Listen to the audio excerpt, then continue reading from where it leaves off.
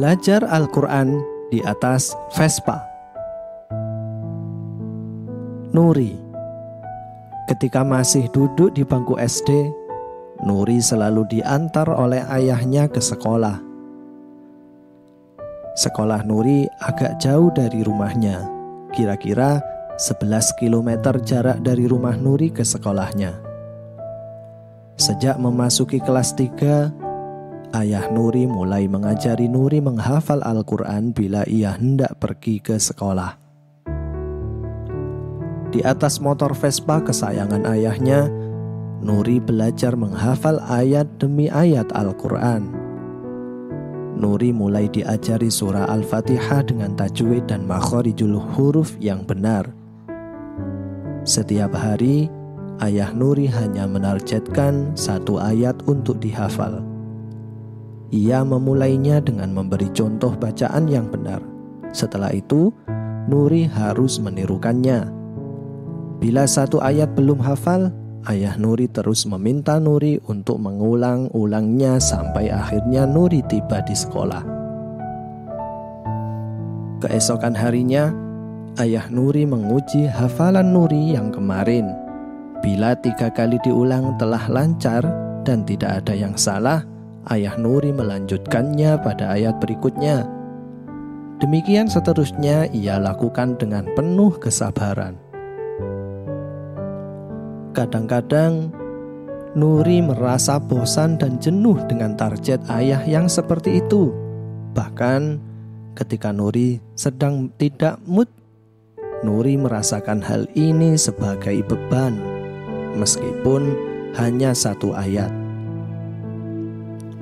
Tapi Nuri tak bisa menolaknya. Ia terpaksa menuruti permintaan sang ayah. Sang ayah pun bergeming. Dengan penuh kesabaran, ia terus mengajari sang anak menghafal ayat Al-Quran. Meskipun ia harus berusaha keras meyakinkan anaknya terlebih dahulu akan pentingnya menghafal ayat-ayat Al-Quran. Lambat laun, hafalan Nuri semakin banyak.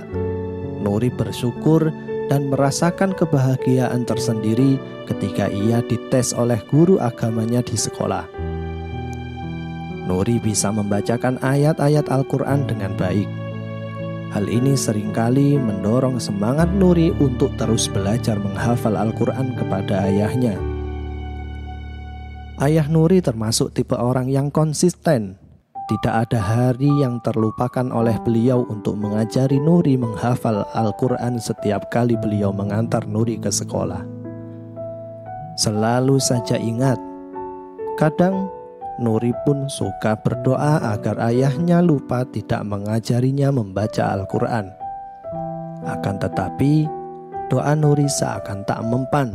Sang ayah terus mengajari hafalan Al-Quran kepada Nuri. Suatu hari, Nuri ikut lomba hafalan surat-surat pendek di masjid tempat tinggalnya. Nuri mendapat juara berkat bimbingan ayahnya. Kemenangan itu membuat Nuri bersemangat lagi menghafal surat-surat pendek dan ia meminta sang ayah untuk membimbingnya.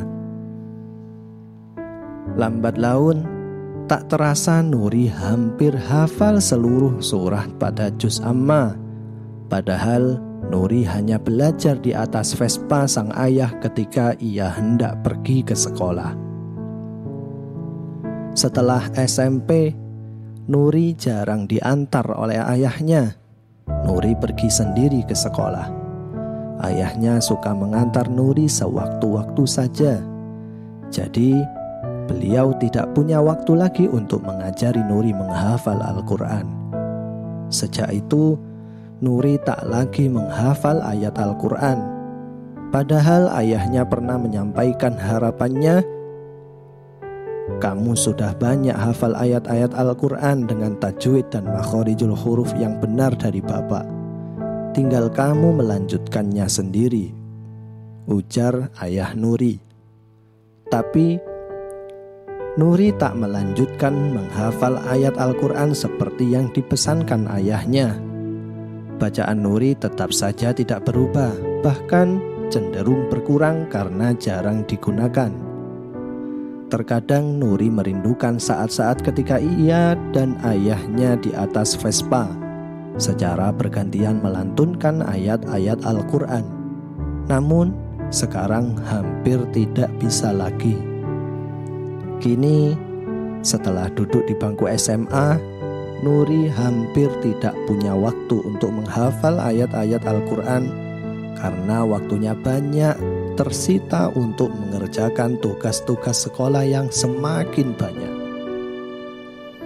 Andai saja Nuri dahulu tidak mau diajari menghafal Al-Quran oleh ayahnya, mungkin sekarang ia akan sangat menyesal.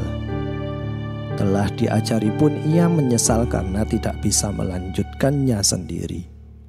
Kini Nuri ingin memulai lagi melanjutkan apa yang telah diajarkan ayah kepadanya. Namun tugas-tugas sekolah dan beberapa kegiatan yang Nuri ikuti sering menjadi ganjalan bagi Nuri untuk melakukan kebiasaan menghafal Al-Quran seperti yang dilakukannya bersama ayahnya dahulu. Meskipun demikian, Nuri berusaha untuk menyempatkan waktu selepas sholat maghrib untuk mengingat-ingat surat-surat Al-Quran yang telah berhasil ia hafalkan. Namun, apa yang Nuri lakukan tak seperti dahulu ketika ia mempelajari bersama dengan sang ayah. Teman-teman, pelajaran yang dapat kita petik yaitu yang pertama, mengajarkan kebaikan tidak harus terikat oleh ruang dan waktu. Dimanapun mengajarkan kebaikan dapat dilakukan. Kuncinya adalah kemauan, kemampuan, dan konsisten. Yang kedua, mengajarkan kebaikan secara konsisten meskipun hanya sedikit lebih baik ketimbang mengajarkan kebaikan dalam jumlah yang banyak tetapi hanya sekali-sekali saja atau tidak konsisten. Nah, hal apakah yang dapat Anda lakukan untuk menambah kebaikan pada anak atau murid Anda?